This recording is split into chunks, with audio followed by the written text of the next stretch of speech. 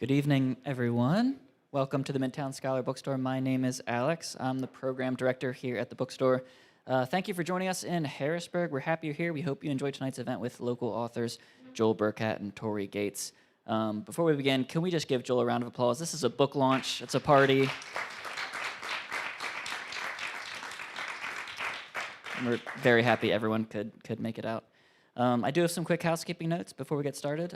One, we are early in our event series for 2024, and we've announced many, many more authors scheduled into the new year, including Pulitzer Prize-winning journalist David Finkel. He's coming at the end of the month, and New York Times bestselling author Eric Larson, and many more. Please take an events flyer as you leave and stay tuned to our social media pages, website, and e-newsletter for event updates. Tonight, we have copies of Reap the Wind available for purchase at the cafe, as well as Joel and Tory's other books. Joel is sticking around for a book signing after the event, and a quick reminder that book sales are so important for local authors and bookstores. They ensure that we keep our event series free and open to the public, and they help authors like Joel continue to write and publish books. So please consider coming away with a book tonight. But at this time, it's my honor to introduce our speakers this evening. Our interviewer is Tory Gates. Tory has produced books for the young adult and contemporary fiction world since 2013. Tory is the author of the Sweet Dreams series, a trilogy of works that combine time travel, Japanese culture, and the power of music. He is also the author of two other books, the award-winning A Moment in the Sun and Live from the Cafe. He is also known as DJ Riff, host of The Music Club, a blues program for the London-based radio airwaves station. A native of Vermont, Tory lives in Harrisburg, PA, with a Maine Coon cat named Cow, and can be found any place that serves good coffee. And a quick thank you and special shout out to Tory for joining us tonight. Tory does have books available here at the cafe as well, and they are signed if you'd like to purchase one. Of course, our featured author this evening is Joel Burcat. Joel is a novelist and retired environmental and energy lawyer living in Harrisburg. His previous novels, Drink to Every Beast, A Mid-Range, and Strange Fire, have been award-winning thrillers. He is a gold medal winner from Reader's Favorite for Environmental Fiction, a finalist of the Next Gen Indie Book Awards, and a winner of the Penn Writers Annual Writing Contest. Strange Fire was a Kirkus Review's Best Book of the Week. He was selected as the 2019 Lawyer of the Year in Environmental Litigation by Best Lawyers in America, and he has also edited two award-winning nonfiction works on environmental and oil and gas law. Of course, the novel we are here for this evening is titled Reap the Wind. I've got to read just one blurb. This one's from best-selling author John Land, who writes, quote, Burcat dares to tread on the hallowed ground of John Grisham and Scott Turow and ends up blazing a fresh, daring literary tale of his own, end quote. We're so honored to welcome Joel and Tory to Harrisburg. So without further ado, please join me in giving them a warm Harrisburg welcome.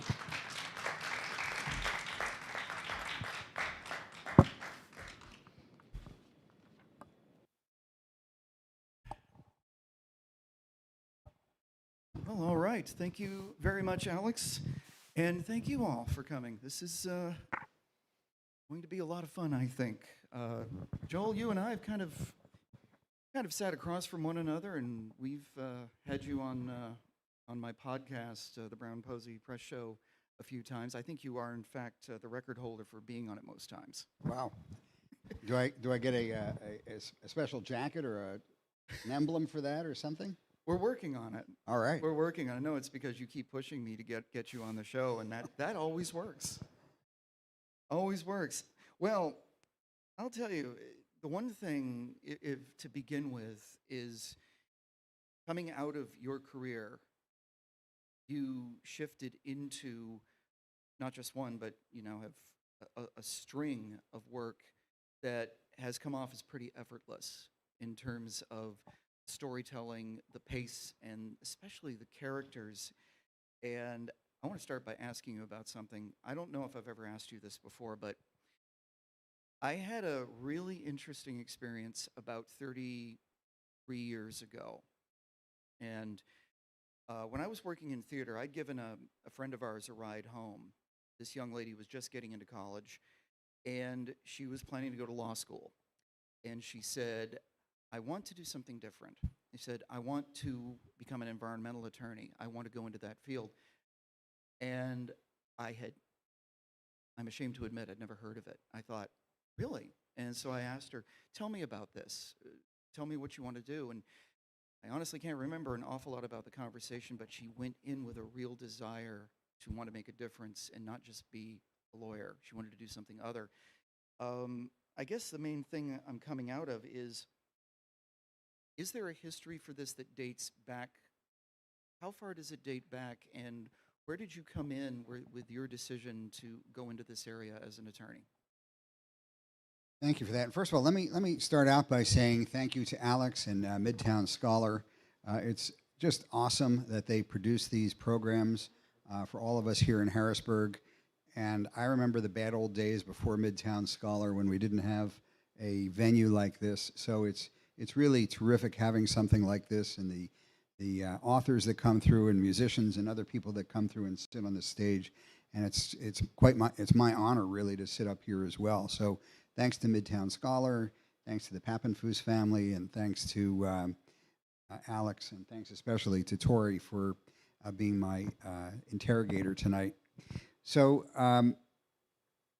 let me just give you some background. I had always written. When I was in college, I wrote, and then I continued writing. But once I became a lawyer, I really didn't have enough time to do writing, and so I just put it aside for a while. And when I turned 40, more than a couple years ago, I wrote a short story that was accepted for publication in the Harrisburg Magazine, and then started a novel that I didn't finish, and then I put it down again for 7 or 8 years.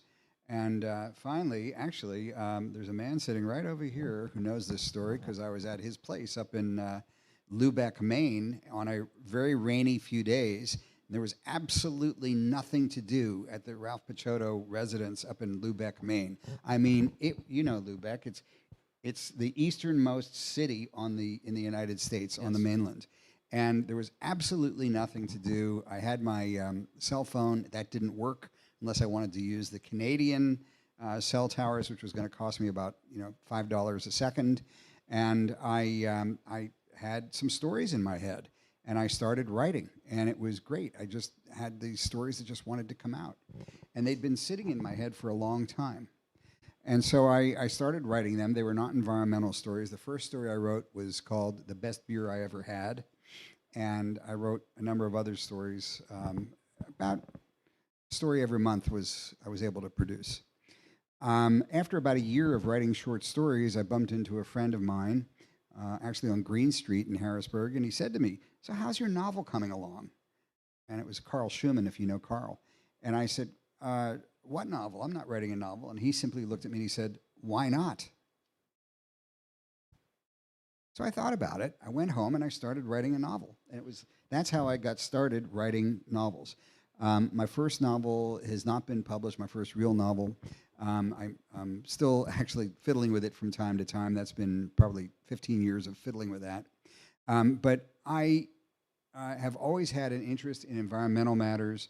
I took a major in college that enabled me to really focus on environmental law. Went to a school that had a big environmental program at Vermont, your home state, and spent 3 That's years right. 3 years in South Royalton, Vermont, which were largely happy years, and I really enjoyed being in Vermont and pretending, well, I knew I was never going to be a Vermonter, but I at least got to live in Vermont. Well, basically anybody that wasn't conceived in Vermont becomes a flatlander, and that's what you're going to be. But that's more of the more caustic of us Vermonters. Normally, we're a bit more kind now. Well, I had a roommate who grew up on a dairy farm 3 miles from the Canadian border in Vermont, and when I one day had the temerity to suggest, after I'd been there for about a year, and said, "I guess I'm a Vermonter now," and he looked at me, he says, "A cat can have her kittens in the oven and you won't call them biscuits." And I said, "What?" That sounds like something my grandfather would have said. So long story short is I've always had an interest in writing. I've had an interest in writing for as long as I can remember. And fortunately for me, when I got really serious about writing, the first novel that I wrote that was published by my previous publisher, Headline Books, was Drink to Every Beast, was about a dumping of toxic waste in the Susquehanna River. And the second novel that I wrote, Amid Rage, was about a coal mine permit battle. And then the third novel that I wrote, Strange Fire, was about fracking. So, I mean, it's just been sort of a natural evolution for me. Let me also say that I've written more than that. I actually have an agent now, and sitting on my agent's desk are several other books. One is an environmental book, and the other three are not. So, in any event, so I try to write more things than just environmental, but it's been something that certainly has been, has piqued my interest. I think you will find this. I'm going to ask, and I'm going to guess that you haven't stopped writing since you got started. Oh no, absolutely not. I mean, and that's the thing that I've learned. Often I'll talk with people, and they will say to me, "Oh, I want to write," and I think I can write between the end of football season and the beginning of March Madness, and I can maybe do it for one day a week. And I mean, I write literally every day, at least 6 days a week, I should say. And I don't ever not write. And I have a notebook that I keep by the side of my bed for those things that I wake up dreaming about at 3 o'clock in the morning. I have a notebook with me pretty much all the time, and if I don't have a notebook, I have my iPhone and I can dictate to myself. And that's the thing that I think a lot of us do is we write all the time. And I often tell people, because I mean, I've been doing this since I started writing. I mean, I've written all my life. I've worked in broadcasting for 40 years, and this isn't an II thing, but when you write all of your life and you work in that, you're writing very short stuff. You're writing news copy, you're writing public service material, commercial copy. You've got to get it to the point. And I didn't really try for a long-form novel because I just didn't think I had it in me, but that was partly because I was a lot younger and I didn't have any discipline for it. And then all of a sudden, I dove into something in 2007, and I haven't stopped.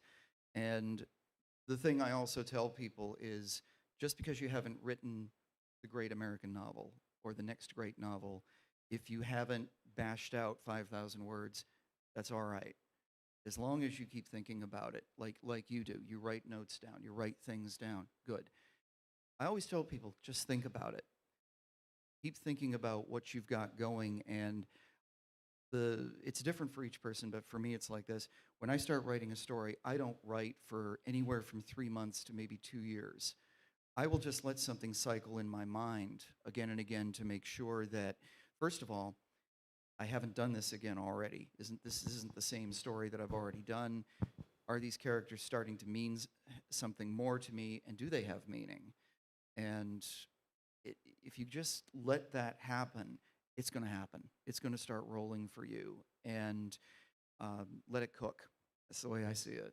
And I just want to leads me up to my question of, in Reap the Wind, it's like, was there a specific incident or story or something that happened that brought this one forward? Because we've got quite an adventure going here. Yeah, just for those of you who don't know the story or the basis of the story, you have our hero, our protagonist, a young lawyer, 31, 32-year-old lawyer, Josh Goldberg. He's at a firm event in Houston, Texas, and his girlfriend is with him. She's 8 months pregnant, and there's a terrible, terrible climate change-induced hurricane that's taking place outside. She decides that she's maybe not feeling too great, so she wants to head home to Philadelphia and be with her mother. He can't leave because he's on the agenda for the next day, and so he feels terrible about it, but she goes. Needless to say, the plane never makes it to Philly. It diverts to Cincinnati, and then she ends up in the hospital. He decides that he's going to drive to Cincinnati, which is 1,000 miles away, and he enlists his best friend, Jeff Roberts, another one of the lawyers at the firm, to go with him. And this is going to be the buddy trip that's going to take place. At the last minute, his boss, you can all hiss now, Diane Scanlon, she decides that she's going to go with them because she has a big meeting with a Norwegian billionaire back in Philadelphia on Monday. And so she wants to go to Philadelphia. The problem is Philadelphia is a good 10 or 12 hours from Cincinnati, and so she really wants to hijack this trip. So it is sort of the buddy trip from hell, because they're driving through this awful hurricane. They are, I didn't mention that Jeff also has a substance abuse problem, and they have Diane in the back seat who's hectoring them the whole way. And so it is really, I tried to make it both serious and at times amusing because that's the way life is. And I tried to have a coherent story going through this hurricane. So the hurricane, I mean, it's really an odyssey, and I'll tell you about that in a minute, but it really is an odyssey that they're taking as they're driving through this awful weather. So I was inspired by some of the storm events that we've had recently. There have been some just terrible storms. We've got one going on right now. People are really suffering out in California, which is just a tragedy. But we've had some terrible storms in the Midwest and in Texas over the past several years. And when you read the accounts of them, the scientists are saying that these are likely climate change-induced storms. At the same time that you have that going on, you've got a terrible drought and awful fires going on down in South America, in Chile. So you've got all of this going on, and I decided to do I wanted to do a climate change story. So this story really has climate change as part of the story. It's got this storm that Josh and his companions are driving through, and that was really what motivated me to write it. It was time for me to write that story. Right. And I want to ask about Josh to begin with, because yes, he's our hero. And you've set it up pretty well in terms of here is a guy who's trying to do the right thing in his, in his profession, but also his personal life. And one of the things that makes heroes work is Josh is not like the legal Beowulf. He's not perfect. He's not the superhero. You can tell he's got some quirks. He's got some faults. He's got doubts. And when you make somebody as real as that, he becomes a lot more compelling because he's a lot more relatable, and we see somebody that, hey, could be like us in a way. I've always wondered, where does Josh come from in terms of, is he a part of you? Is he a part of people you know? He must be probably a mix of several folks. Josh is an interesting character, and I really wanted to set up a character who really is emblematic of a lot of environmental lawyers I know in private practice. I see Nels Tabor over here, who never succumbed to private practice but stayed at Pennsylvania DEP for his entire career. But for a lot of us who went into private practice, there was a mixture of feelings, and Josh has that. Josh comes out of law school. He's a very strong environmentalist, and he goes to work for a private law firm because he can make money and pay off these gigantic tuition loans that he has. And so he succumbs to that. Ultimately, he succumbs to the other things that are the benefits of being in a private law firm. The expense account, the fancy dinners, the nice wine, and all the other stuff, in addition to being able to pay off his loans. And he feels deep in his heart that he can do a lot more good inside the boardroom at $500 an hour, convincing the CEO of a company to do the right thing than he can do outside wearing a Guy Fawkes mask and protesting. So he's, but at the same time, he's very torn. So part of what we see during this book is his transformation and his realization that he goes through. So he really is going through a realization as this trip is taking place about what he wants to do and what's the right thing for him to do. By the way, so is Jeff. He's also going through that, and so is Kiesha, the girlfriend. She's all of these people are going through these deep discoveries for themselves. So, and that was a very important component of the story. And one of the things that happens when you're on the road, or you're taking that long walk, or you're stuck in a situation is, and sometimes it's a scary thing and it's a dangerous thing, you have time to think. And it's clear that everybody, because one of the things that I like about it is the way you set the book up is you let us see the different points of view. You get some time devoted to Josh, you get some time devoted to Kiesha and that sort of thing. I want to move to Kiesha because here's a person who is dealing with the immediacy of giving birth, and she has got her past put right in the emergency room with her in the form of somebody that she probably didn't expect to see. And it's like, you've managed to throw an awful lot at the screen and at the reader. where does, Kiesha is so different from Josh, and that too, that clash really works. But tell us about Kiesha and where we find her. We meet Kiesha in Houston, and she's going through this anxiety about being stuck in Houston when she might have to give birth to this baby, although Josh points out to her correctly that there are great hospitals in Houston, but she wants to be home with her mom and with her doctor, and with two daughters, one who's recently had 7 kids and one who's about to have a kid. I can understand that, and we did the same thing too, and you're more comfortable with your own physician around. So she wants to get back to Philly, but she has some real doubts about her relationship with Josh. And when you're 8 months pregnant with someone else's baby, that's not really the best time to have those doubts, but she's having those doubts. Into her hospital room walks Anthony Suter. And Anthony Suter was her boyfriend up until about 7 or 8 years earlier. And he's never gotten over her. And Anthony Suter doesn't let up. It's like like whenever they broke up 7, 8 years earlier, he's just trying to continue that, despite the fact that she's 8 months pregnant, and despite the fact that she's engaged to Josh.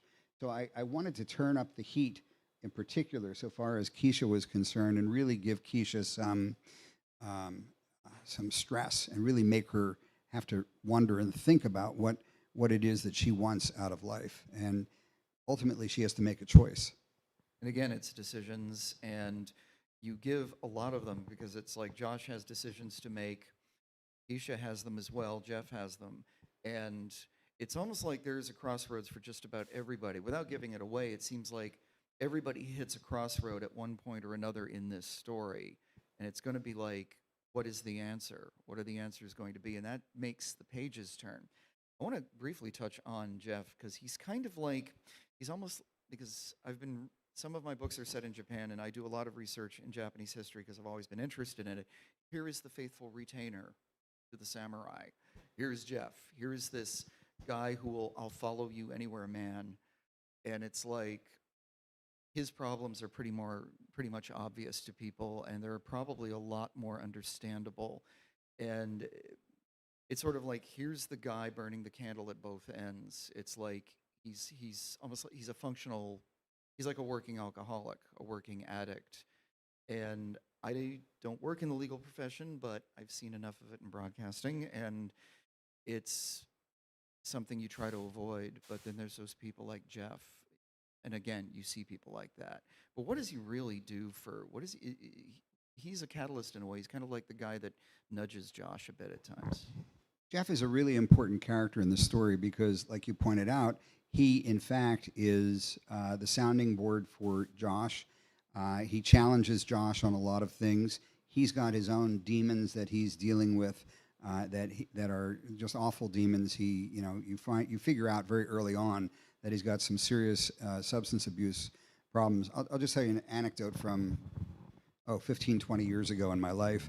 I remember I had a meeting with the EPA in Pittsburgh, and I was working with a partner in my law firm at the time, and the meeting was in the afternoon, so he said, let's go to the Duquesne Club, and we'll have lunch, and then we'll go off to the meeting, which was fine. The meeting was at like 2 o'clock in the afternoon. So we get to this place, and the waiter knew him, and the waiter says, Mr. So-and-so, he said, would you like your usual? And he says, yes, I'll have my usual. And he looks at me and he says, would you like a toddy? And I said, I didn't want to look like a jerk, so I said, sure, I'll have a toddy. So the guy, his usual, the toddy, was a double scotch. Now this is at noon, and we're having a meeting in 2 hours with EPA. I'm like, did you ever do this where you just put it to your lips? You don't really drink it, you just put it to your lips and put it down. And he finished one, and then he finished another. So he had basically 4 shots of scotch, and I'm thinking to myself, I'm driving, I'm going to be, this guy's going to be asleep. He was wide awake, he was wired, he was good to go. And I remember talking about this with a friend of mine who was a recovering alcoholic, and he said, that guy is a functional alcoholic. He said he definitely is an alcoholic to be able to put away that kind of liquor and not to have it seem to affect him. But your friend, your partner is really an alcoholic. And Jeff is kind of like that in the sense that Jeff also drinks. We see him drinking all the time. We find out later on that he's also got a substance abuse problem, and he's got to deal with that. And we've got to, and we watch him dealing with that. We watch Jeff dealing with him on that. So, but he really is there very much. He's sort of Robin to Batman, to Josh's Batman. Sometimes impetuous, sometimes getting in trouble himself, and Batman has to come bail him out, kind of thing. Well, it gives Batman somebody to talk to and to relate to. That's true. And by what you said, I get a feeling y'all know Diane. Tell us about this. This lady is here is our antagonist more than anything. Diane is the combination of the worst bosses you've ever had. They're all rolled up into one 105-pound, 2,000-pound gorilla named Diane Scanlon. And we've all had those people that we worked for that no matter what, there was always something that they did that was intentionally designed to irk you. And that's Diane. And she's just, somebody described her to me. One of the people who read the book, one of my readers said, she's just pure evil. And I said, she sort of is, yeah. I mean, she whatever morals, whatever ethics she might have once had, she's totally lost and given up on. And she's a money-making machine for the firm. The firm loves her because she's one of the top billing partners in the firm. So the firm absolutely loves her, and she gets away with a lot. And it really puts Josh on the spot because he also realizes that he, who is just an associate, a seventh-year associate in the firm, compared to this 2,000-pound gorilla, he's really not in a position to be able to challenge her on almost anything. And his professional career hangs in the balance so far as she's concerned. And she knows it, and she twists him as a result of that. And that is the thing with Diane. There is that power that she wields, and she is using it with this, like you say, there's no morals behind a lot of it. And the characters that we have, Josh is almost like a step back from the hero, but he works effectively, and then you blow us up with these other characters, and the people that we meet on the Odyssey. And that was the thing. You had told me this, that Homer's Odyssey became part of the story, and that really is kind of what they go through. It is a modern-day Odyssey to go through this. You're driving through the set of Twister, basically, only it's really happening. And with that, when you juxtapose what little I know about Homer and the Odyssey, of around every turn, there's a new enemy, there's a new challenge, a new decision that has to be made, and it seems like it does not end. And you talked about how that kind of thing just seems to fit. How did that fit? How did it come about for you, and is that something that you've always leaned back to in your writing? I'm attracted to Homer's Odyssey, and I find it just to be one of the great stories of all time. And one of the things that I did was I tried to incorporate little, we call them Easter eggs, writers call them Easter eggs, throughout the story, that if you know Homer's Odyssey, you'll say, wait a minute, that's from the Odyssey. So there are characters and there are incidents that are drawn from the Odyssey. I'll give you one, and then you can, when you read the book, you can be looking for the others. The one that I'm going to give you is Anthony Suter. Dr. Suter is chasing after Kiesha, and he is a suitor of Kiesha's. And in the Odyssey, the main suitor going after Odysseus' wife is named Antinous. So here you have Anthony Suter. So that's a direct correlation there. There are several characters who have names that are drawn directly from the Odyssey, and there are a number of incidents, whether they're sirens or whether they are the Cyclops or whatever it might be, from the Odyssey. But I thought, wouldn't that be fun to do that? Someday I'm going to have a contest, and I have a list of 30 different references to the Odyssey in that story that's just buried in that story. that if you are a fan of Homer's, you might find. So someday I'm going to have a contest, and I'll have people try to pull them out, and I'll give a prize. I'll wait a couple months till the book dies down a little bit, and then I'll try that up again. That's a clever vehicle. In terms of characters, one of the most fun things I have before I ever start writing, and like I say, sometimes it takes a long time, is the characters. And so many of them for me just sort of show up, and it's like I will get ideas of, I might base a character on someone that I know, and it usually is someone I know. And one of the most difficult things for me when I began writing years ago was to put myself in books. I didn't want to. I just wanted myself completely out of them, and because I wasn't really ready at that time to deal with myself and to look at myself in another way. And it's sort of like you step out of yourself and you look at yourself and you start to think, oh my God, does anybody like me? How do people deal with me? And I sometimes wonder about that still. But one of the things that has always happened for me is I will just get a character who just shows up in my consciousness, fully formed, fully dressed, fully everything. And I'm like, who are you? What do you want? And they invariably say, put me in your book. And I'm like, but who are you? And I have to figure out who they are. I have to figure out their names. I have to figure out what they want. And the character sketches I write, I mean, I'll do an entire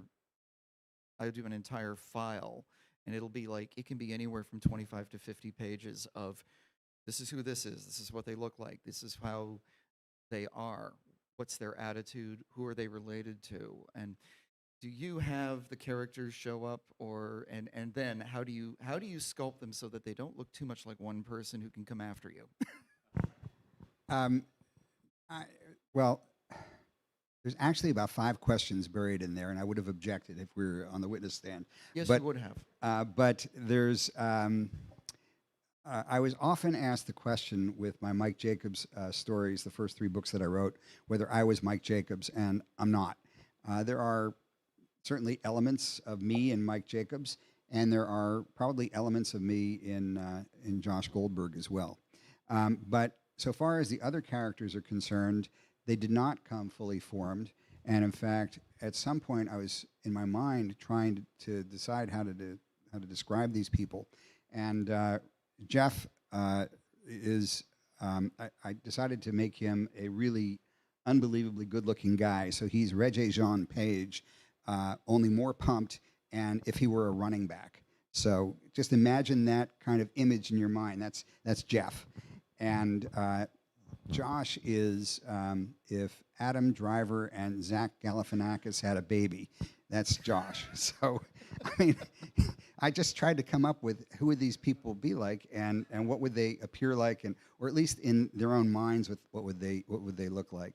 So they're, I think with me, with my characters, they don't come fully formed. They come, sort of as a work in progress, and sometimes I don't finalize them until the very end of the story, and then I might go back and change things up about them. So none of my characters were fully formed. All of them developed along the way.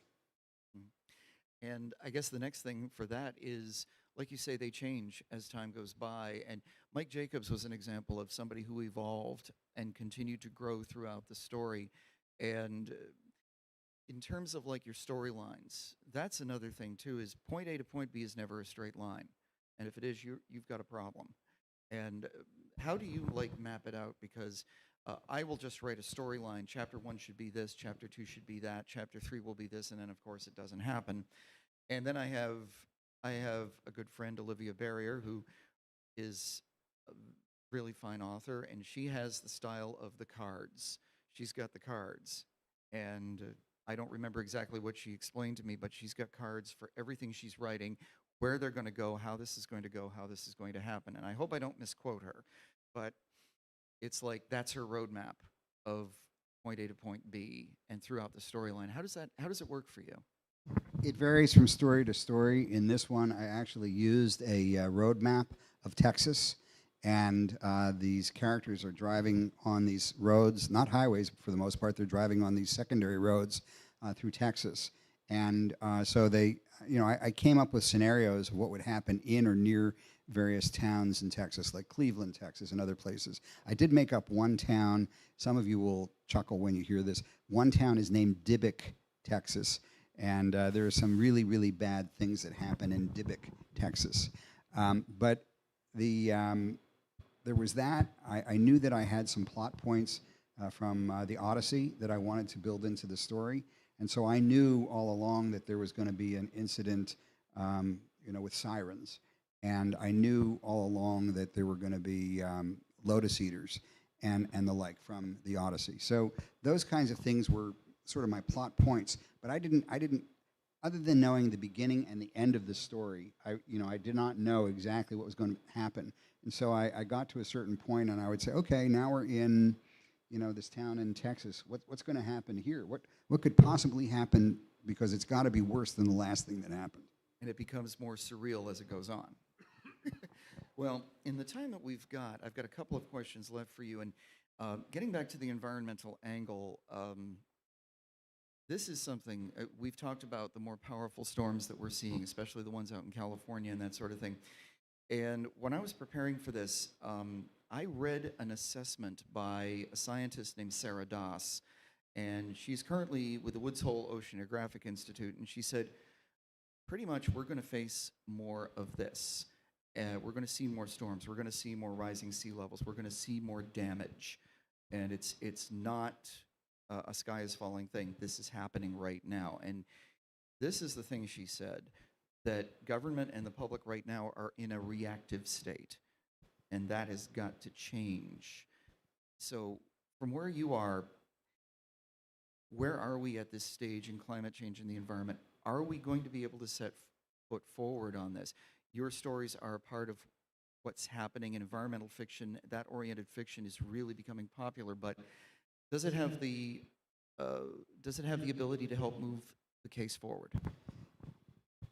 I do believe. Actually, I was the last time I was here for a program was when Professor Dr. Michael Mann was here, and he believes that we still have some time, not much, but we still have some time to make changes. And he's a pretty positive thinking person, although right now he's involved in litigation, but that's another story. But defamation litigation, he's suing them. The thing that I feel about climate change is President Obama was not the first one to say it, but he was one of several who've said it, and many people have said it since he said it. And he said, we're in an existential crisis right now when it comes to climate change. It's not just this one researcher at Woods Hole.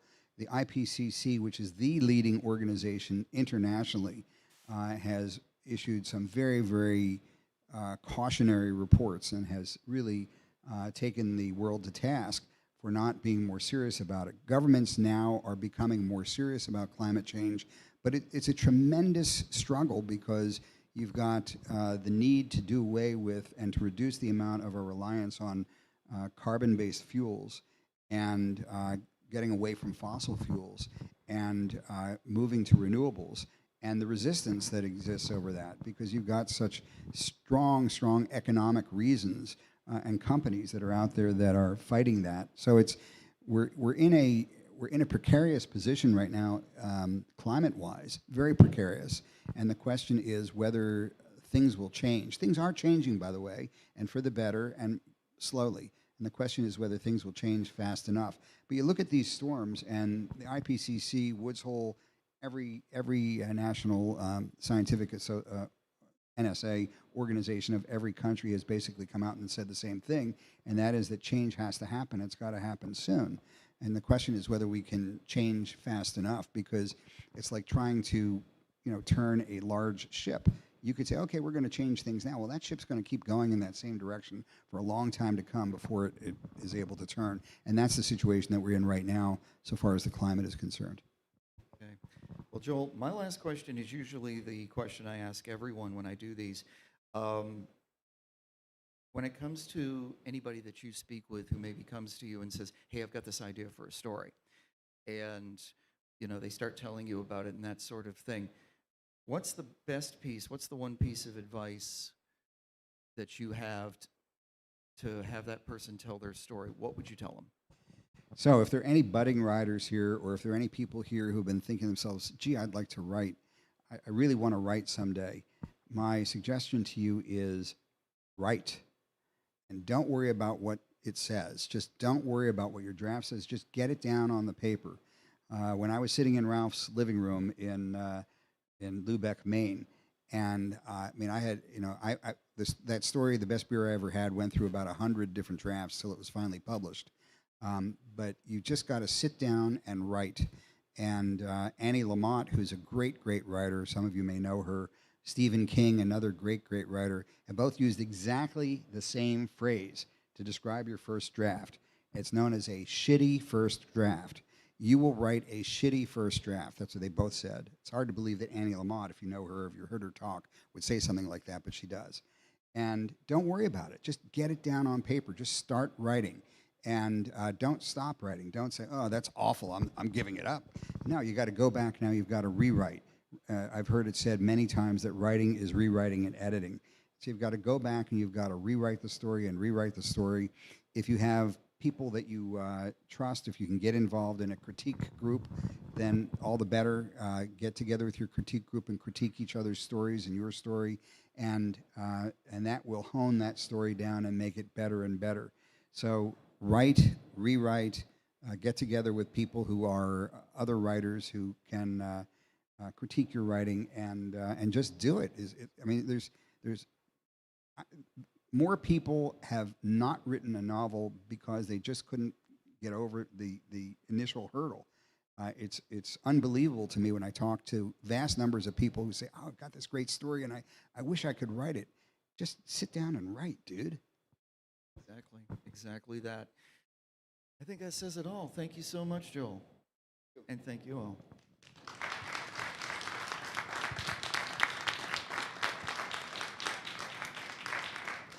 We do have time for a brief Q&A with the audience, so if you have a question, feel free to raise your hand, and I'll come around with a mic. Thank you, Alex. Thank you, Joel, for being here tonight. My question for you is, when I heard you were coming out with a new book, I immediately assumed it was going to be another Mark Jacobs book. And so I was a little surprised, not disappointed, but surprised when it wasn't. And I'm curious how you decided to not keep that continuing character, or what made you decide to start a new character with an environmental thriller. And this will blow you away, but I've written another book. I'm in the middle of writing another book with yet a different environmental lawyer named Bobby Beck. So now there are different kinds of environmental lawyers that are out there. In my first 3 books, there's an arc of each story has its own arc from the beginning to the end. But as you read all 3 of those books, you see that Mike Jacobs has really changed from Drink to Every Beast. He's kind of a callow, not such a good guy. He's a great guy, but he's also got some issues. And by the end of the story, he's a better man. But when you read all 3 books, you see that he's gone from being an okay guy to being a really good mensch, as I would call him. And that was the whole point of writing about him. And I like Mike, I really do. So I haven't decided that I'm never going to write Mike again. But what I've decided is that Mike's on vacation right now, and where he's out in the waiting room, waiting for me to call on him again and bring him back. I decided to write about a different kind of lawyer. Instead of Mike, who's working for a government agency, I decided to write about a lawyer who's working in a private firm, who is tormented and troubled and has these demons that are chasing him, and that's Josh Goldberg. This other character, I'm still sort of noodling around with this book. The book that I'm starting to write is called The Firebrand. And the firebrand is Bobby Beck. And Bobby Beck is the kind of guy that if he weren't an environmental lawyer, he would have been lead guitarist in a rock band. And he takes the law in his own hands. He runs out of patience for the administrative process and the legal process. And so he starts taking the law into his own hands. It's a really interesting concept and story, and I'm having some fun with it, but with all this other stuff going on right now, I've sort of set that aside. But there are different people out there. In this room, everybody's here to listen to me talk about this book. But there's all these different personalities here as well, and so it's just fun to write different personalities. Mike might be back someday. I'm not saying that he's completely gone away. Joel, I wanted to first off thank you. Whenever you get a book, whenever a book comes out, we get to go on vacation because no one will pay me to spend the days sitting there, never getting away from the book because they're all such great page turners. You answered my first question about Mike Jacobs because I was convinced that was you. But the and you know, writer 101, write what you know. You clearly are writing what you know. That's very, very clear in your books. The question I do have, though, now the remaining question is, so when you show up in Somerset County or you show up in Luzerne County, do they like you? We'll find out because so much of this book takes place in Texas, my new book, and we'll see what they think about me in Texas. Not everything that happens in Texas is complimentary, which is why, while I use the names of real places, one town's name I did change to Dybbuk. Dybbuk, by the way, for those of you who don't know Yiddish, is a kind of a Yiddish gargoyle. He's a monster, so that's Dybbuk, Texas. So in any event, I try to write real stories about real things and real people and real incidents that are believable, so that they're fictionalized, of course, but they're believable incidents and believable things. So even though there are violent scenes in my stories, they're hopefully believable violent scenes, things that in fact could happen, people who in fact could exist. So I'm very, very careful not to base a character on a particular person. I'm very careful, by the way, not to base any companies on any particular fictional companies on any real companies. And I'm particularly careful not to base any law firms on any real law firms, because those people sue people. So even though I have a law firm in my story, it is a completely fictional law firm. So the thing of it is, there's so many people, places, law firms, companies, and there's so many stories that are out there that it's easy to take real stories, fictionalize them, or take little bits and pieces. I like to say that there's the DNA of a lot of different people in my characters, and I think the same thing holds for companies and places and even law firms. Other questions? Oh, and one more thing, because you said it and other people have said it, a lot of people have said, I seem to be Mike Jacobs. I want to make it very clear, I don't know where she's hiding right now, my wife Gail is not any of the female characters in any of my stories. That's a disclaimer that I have to make every time I speak. No. Actually, that's one thing, Joel, is do you ever have anybody come up to you and say, like, why did you base that on me? Or do you, or better yet, do you get the question of, why am I not in your book? I had 3 lawyers come up to me after my first book came out, Drink Terry Beast, and asked me whether they were Mike Jacobs, including a former assistant U.S. attorney. Former U.S. attorney, not assistant U.S. attorney. And the thing that really surprised me was when I had a woman come up to me and say that she thought that maybe I had based Sherry off of her. And if you know my first story, Sherry is kind of a very sensual person, let me put it that way. So I found it very interesting that she thought that I'd based Sherry off of her, but I had not. And so I do have people from time to time ask me whether or not they're in my story. The one thing that I've learned that is great self-preservation is do not put any of your family members in stories, or at least disguise them enough. And when you do go home or when you do run into your family again, they're not going to bite your head off about it. Well, Norman Mailer famously said, whatever you do, don't write about your wife. And then he paused and he said, your current wife anyway.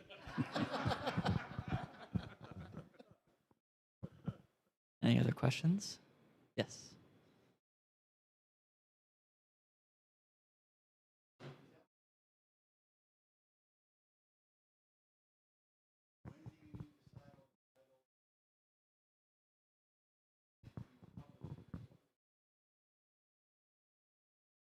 That's a good question, Joel.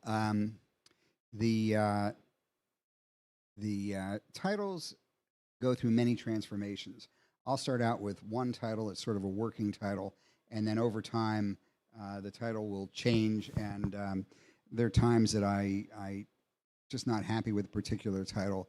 So far, my 4 published books, all of the titles come from biblical references. So Reap the Wind comes from Hosea, and the quote is, if you sow in the wind, you will reap the whirlwind. And it seemed like a very, very apt title, because what it basically says is you get back what you put in. And that's very much this story. And the same thing with my other 3 titles that are also have biblical references. But I work very hard to come up with a title. I'll let my mind drift so far as the title is concerned, but I'll also just work on it. I really work on coming up with the right title. I attended a lecture by R.L. Stine, the great writer of children's and YA young adult novels. And somebody asked him how he comes up with his titles. He said, "Oh, you shouldn't be asking me that. You should be asking me how I come up with my books." He said, "I come up with the title first before I do anything else, and then I write the book to the title." I've never heard of anybody doing that, but R.L. Stine does. And considering that R.L. Stine is probably one of the top 5 wealthiest from his writing writers, he's probably made a pretty good career choice in doing it that way. Yeah, most of my titles come at the beginning, and they just stick as a title, and then I find myself writing to it because I just like it. And it's actually a challenge, because sometimes you really have to go a lot further. It's like, well, why did I use that? And then all of a sudden it comes out in the story. The title shows up, and I'm like, all right, makes sense. So, it's different for each person, and that's the other thing too. Everybody's writing style is different. Everybody's methods are different, and there's really no right or wrong. And that's a really important thing for anybody, is when you're considering, setting out on your own trip, it's like there's no rules. Do it. I have an author friend in Kat Schmidt who just says, "I just write." She gets an idea and she says, "I just write," and wherever it goes is wherever it goes. And I'm like, I don't know how you do that, but that's awesome. I'll give you one more title story. So I've written a young adult novel that is currently sitting on my agent's desk. It's about, I wrote it during the pandemic. The concept is that a pandemic kills all of the adults, and for some reason it leaves the teenagers alive. This is a charming little young adult novel. And by the way, I did a lot of research by reading young adult novels, and they love dark stories. So it's a very dark story. And I had a bunch of different titles for it, and none of them were really speaking to me. And I woke up one morning and I wrote this down, Lullabies and Other Lies. And that's going to be the title of that novel when that finally comes out. And I love that title. So, sometimes it comes to you, sometimes you work on it. I'll have lists. Sometimes I'll come across these lists that I've made with just a dozen different title names. And because you want the title to really attract an audience, but you also want it to speak to the story. We have time for one more question. Yes.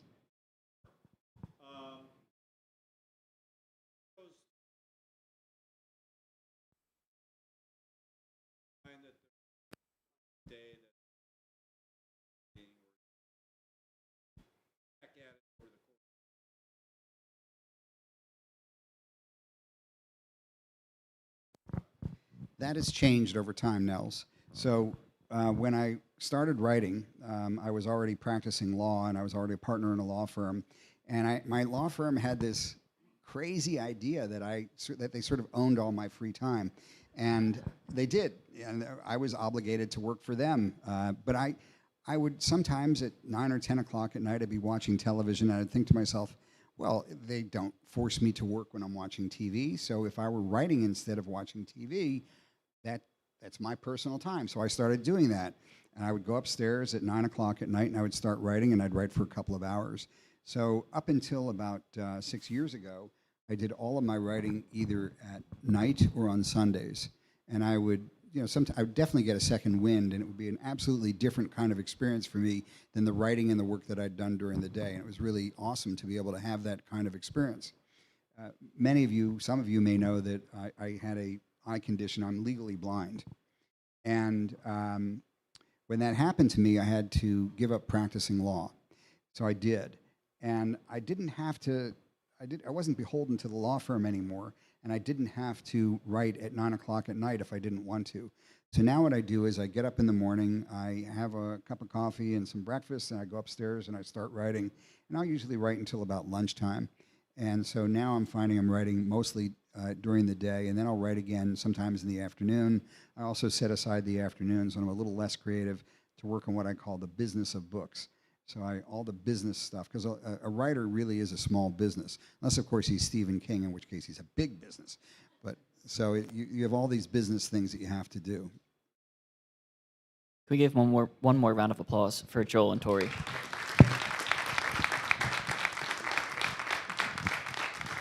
Thanks again to Midtown Scholar and to Tory Gates. It's been a great experience, and thank you all for coming. I really appreciate it. Thank you. We're going to have a book signing over at this table. We also have some treats available. A reminder that Joel's and Tory's books are available for purchase up the cafe if you'd like to purchase one. And what else? Did I have anything else? I don't know. Congratulations, Joel, and thanks for coming, everyone.